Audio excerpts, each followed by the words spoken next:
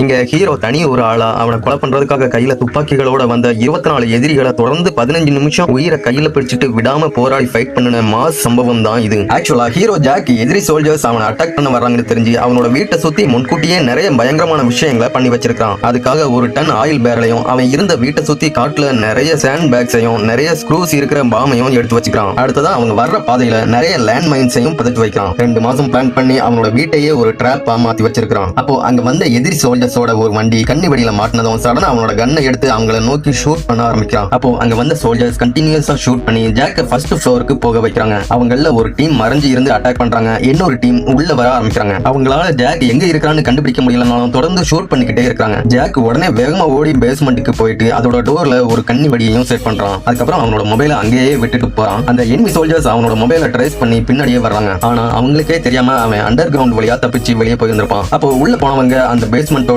டோரை ஓபன் பண்றாங்க. அடுத்த செகண்டே அந்த வீடே டோட்டலா வெடிச்சு சிதறுது. முன்னாடி வச்சிருந்த கண்ணி வெடிகளை விட இது பல மடங்கு பவர்ஃபுல்லா இருக்குது. அதுக்கப்புறமா ஜாக் அங்க மறைஞ்சு இருந்த டைம் பார்க்கும்போது இன்னும் 7 நிமிஷம் இருக்குது. அவங்க அவனை கண்டுபிடிச்சிட கூடாதுன்னு அவங்கள ஒரு சோல்ஜரை ஷூட் பண்றான். இதனால அந்த சோல்ஜர் இறந்து போறான். ஆனா இப்போ ஜாக் இருக்கிற இடம் எல்லாருக்கும் தெரிஞ்சிருது. அதனால சுவருக்கு பின்னாடி இருந்த ஒரு டீம் அவன் இருக்கிற இடத்தை சுத்தி வளைக்கிறாங்க. அவங்க ஜாக்க வெளியே வர முடியாத அளவுக்கு ஷூட் பண்ணிக்கிட்டே வராங்க. ஆனா அவங்களை இப்படி வர வைக்கிறதும் ஜாக்கோட பிளானா தான் இருக்கும். அவங்க நெருங்கி வந்ததும் டிட்டானேட்டரை பிரஸ் பண்றான். உடனே பயங்கர வெடிப்பு நடக்குது. இதனால மத்தவங்களும் முன்னாடி வர பயப்பட்டு மறைஞ்சு இருந்து ஷூட் பண்ண ஆரம்பிக்காங்க. அந்த டைம்ல அந்த காட்டோட லெஃப்ட் சைடுல இருந்தும் ஒரு டீம் ஜாக்க அட்டாக் பண்ணிக்கிட்டு வருது. இப்போ ஃப்ரண்ட்ல இருந்தும் சைடுல இருந்தும் அட்டாக் வந்ததால அந்த இடம் இதுக்கு மேல சேஃப் இல்லன்னு தெரிஞ்சு ஒரு மேகசீனை மட்டும் எடுத்துட்டு இன்னொரு இடத்துக்கு ஷிஃப்ட் ஆகுறான். அப்படி போகும்போது திடீர்னு அவனோட முதுகுல ஷூட் பண்ணிடுறாங்க. அவ்வளவு நேரம் தைரியமா போராடின அவனோட உயிரை காப்பாத்திக்க இப்போ ஓடி ஒளிய வேண்டியதா இருக்குது. அப்போ இன்னும் 3 நிமிஷம் தான் மீதி இருக்குது. உடனே அவன் ஆல்ரெடி செட் பண்ணி வச்சிருந்த ஒரு ஹைட்டான பிளேஸ்ல மறைஞ்சு இருந்து அங்க வந்தவங்கள சரமரியா சுட்டு தள்ளுறான். எதிரிகள் நெருங்கிட்டு இருந்த டைம்ல வலி அவனோட நரம்புகளை கிழிக்குது. அவனால துப்பாக்கியை கூட இப்போ சரியா பிடிக்க முடியல. அவனை நெருங்கி வந்த சோல்ஜர்ஸ் மேல அவன் கிட்ட இருந்த குண்டை மட்டும் வீசுறான். ஆனா சீக்கிரமாவே எதிரிகள் அவனை சுத்தி வளைக்காங்க. அவனால இப்போ துப்பாக்கியை தூக்க கூட முடியல. இதுக்கு மேல தப்பிக்கவே முடியாதுன்னு நினைக்கிறான். எல்லாம் முடிஞ்சிருச்சுன்னு ஜாக் நினைச்ச டைம்ல கடவுளே நேர்ல வந்த மாதிரி திடீர்னு அவனோட ஃப்ரெண்ட் ஒருத்தன் நேவி சோல்ஜர்ஸை கொட்டிட்டு அந்த இடத்துக்கு வந்து எனிமி சோல்ஜர்ஸை அட்டாக் பண்ண ஆரம்பிக்கிறான். அவங்க ஃபுல் ஸ்ட்ரென்த்தையும் கொடுத்து எல்லா எனிமி சோல்ஜர்ஸையும் அழிக்கிறாங்க. கடைசியில ஜாக் சக்சஸ்ஃபுல்லா உயிர் தப்பிச்சிடறான். 15 நிமிஷம் தனி ஆளா ஜாக் ஒரு படையையே எதிர்த்து போராடின இந்த போராட்டம் சாதாரண ஃபைட்டா இல்லாம ஜாக்கோட அசைக்க முடியாத மன வலிமையால அந்த சிச்சுவேஷனை எப்படி ஃபேஸ் பண்ணனாங்கிற விஷயம் மறக்கவே முடியாத வரலாறா மாறுது.